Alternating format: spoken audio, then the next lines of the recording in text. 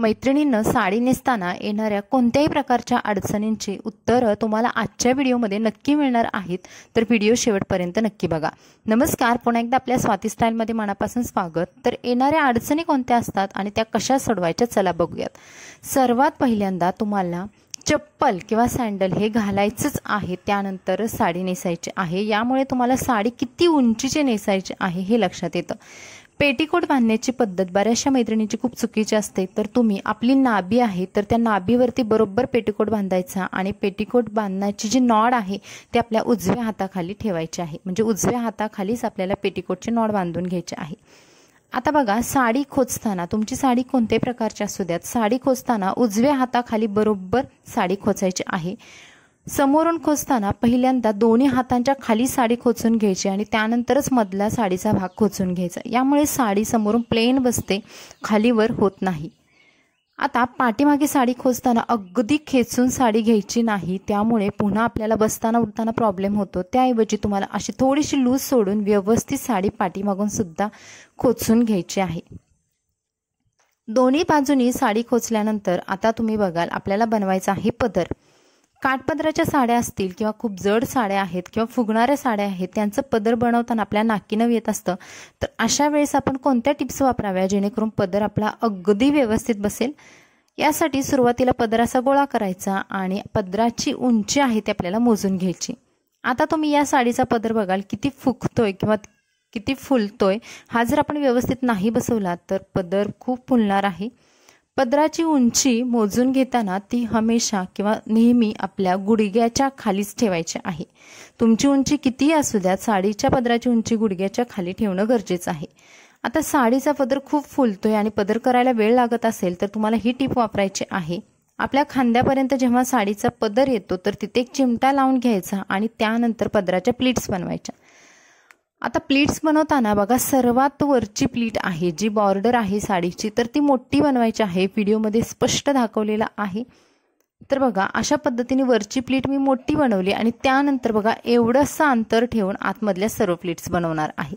आता वरच्या प्लीटमध्ये आणि आतमधल्या प्लीटमधलं अंतर तुम्ही बघू शकाल, साधारणतः अर्धा इंच किंवा 1 इंच एवढं अंतर तुम्ही सोडू शकता, जेणेकरून तुमच्या जर प्लीट्स आतमधल्या खालीवरती झाल्या किंवा मागे पुढे जरी झाल्या तर त्या वरच्या प्लीटमधून बाहेर दिसणार नाही। यासाठी ही एक छोटीशी टिप वापरायची आहे। आता तरीही आपली साडी खूप फुलते तर अशा वेळेस हाताने प्रेस करायची आहे। आता सध्या खूप सॉफ्ट साड्या आलेल्या आहेत, पण काही साड्या सुद्धा अजूनही फुगीर असतात, आपल्याला आवडतात पण ते फुगीर असल्यामुळे आपण नेसत नाही। तर अशा वेळेस तुम्ही या छोट्या छोट्या टिप्स वापरून तुमच्या आवडणाऱ्या साड्या बिनधास्त नेसू शकता। आता हा पदर आहे तो आपल्याला गुडघ्यावरती असा रब करून घ्यायचा आहे। त्यानंतर तुम्ही इथे पिन बघाल, पिन वापरताना पिनमध्ये एक पेपरचा तुकडा टाकून ठेवा अगोदरच आणि त्यानंतरच पदराला अशी पिन लावून घ्या। आता पदराला मी मध्यंतरी एक पिन लावून घेतली, म्हणजे खालचा भाग आहे तो जास्त फुगणार नाही। आता जिथे चिमटा लावलेला आहे तो चिमटा काढून घेतला, कारण मला तेवढ्या उंचीचा पदर करायचा आहे। चिमटा काढला तिथेच आपल्याला प्लीट्स बनवायला सुरुवात करायची आहे, कारण हा भाग आपल्या बरोबर मानेवरती येणार आहे, म्हणजे आपल्याला साडीच्या पदराची उंची कमी जास्त होत नाही किंवा 2-2 वेळा 3-3 वेळा आपल्याला पदराची उंची मोजण्याची गरज पडत नाही। या सर्व प्लीट्स व्यवस्थित करून घेतल्यानंतर पाठीमागे जेवढा तुमचा हात जातो किंवा तुमचं नॉटचे ब्लाउज असतील तर तिथे जाऊन तुम्हाला एका पिनने हा पदर ब्लाउज सोबत अटॅच करून घ्यायचा आहे। आता समोरच्या प्लीट्स आहेत किंवा ब्लाउजवरती येणाऱ्या ज्या प्लीट्स आहेत त्या आपोआप व्यवस्थित येतात, कारण आपण मागून ज्या प्लीट्स व्यवस्थित केलेल्या आहेत त्याच फक्त पुढून थोड्याशा ब्लाउजवरती पसरून घ्यायच्या आहेत। मानेजवळ येणारी जी प्लीट आहे ती फक्त व्यवस्थित आपल्याला थोडीशी ओढून घ्यायची आहे आणि मगच कमरेजवळ फिटिंग करायची आहे।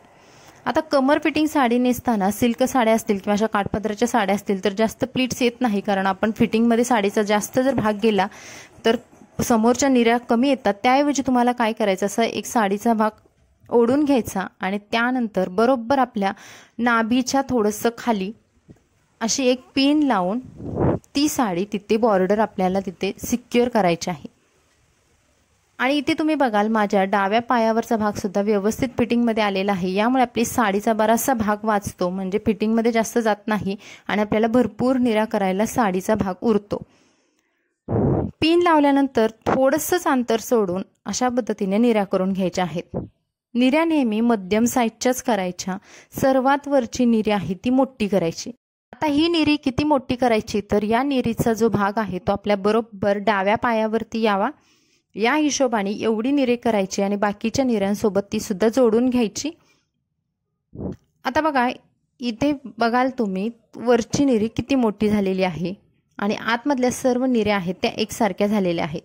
आता बघा काठपदराची साडी असून सुद्धा आपल्याला भरपूर साऱ्या निऱ्या मिळालेल्या आहेत। आता या निऱ्या एकावरती एक न ठेवता थोड्याशा अर्धा सेंटीमीटरचं अंतर ठेवून अशा बाजूला करायच्या आहेत, एकावरती एक ठेवायच्या नाहीत आणि त्यानंतर एका मोठ्या पिनने सिक्युअर करायच्या आहे पेटीकोट सोबत। आता मोठी पिन जर लावताना किंवा तुमच्याकडे छोटी पिन असेल आणि ती जर निऱ्या आणि पेटीकोट सोबत पुरत नसेल तर काय करायचं, या सर्व निऱ्या खोचायच्या नाहीत, खोचण्या अगोदरच आपल्याला पेटीकोट सोबत या सर्व निऱ्या अटॅच करून घ्यायच्या। मग इथे तुम्ही छोटी पिन सुद्धा वापरू शकता, त्या पिनला सुद्धा पेपर लावायचा आहे आणि जिथे आपण अगोदर बॉर्डर सिक्युअर केली होती साइड फिटिंगची त्याच्या बरोबर वरती ही पिन लावून आपल्या निऱ्या सिक्युअर करायच्या आणि त्यानंतरच या निऱ्या खोचायच्या आहेत। तुम्ही बघाल निऱ्या कुठेही हालत नाहीत, सरकत नाहीत। आता त्यानंतर येणारा प्रॉब्लेम म्हणजे ब्लाउज आपला दिसतो साडी खालून किंवा हा जो आपला डाव्या साईडचा भाग आहे तो खूप दिसायला लागतो साडीमधून, तर आणि पिन पण झालेले आहेत। अशा वेळेस काय करायचं, ज्या आपण साडीचे पदराच्या प्लीट्स केलेल्या आहेत ज्या ब्लाउजवरती येतात तर त्यामधल्या 2 ते 3 प्लीट्स अशा घ्यायच्या, थोड्या खालच्या साईडला खेचायच्या म्हणजे आपल्या कमरेच्या साईडला आणि एक पिन लावायची आणि वरची प्लीट आहे तिला पिन लावून घ्यायची नाही। यामुळे तुम्ही आतमधली लावलेली पिन पण दिसत नाही आणि त्याचबरोबर तुमचा ब्लाउजचा भाग सुद्धा दिसत नाही। मानेजवळ कधी कधी ही प्लीट आहे ती खूप मानेवरती येते आणि आपले दागिन्यांमध्ये किंवा मानेवरती गेल्यामुळे तिथला लुक पूर्ण बिघडतो।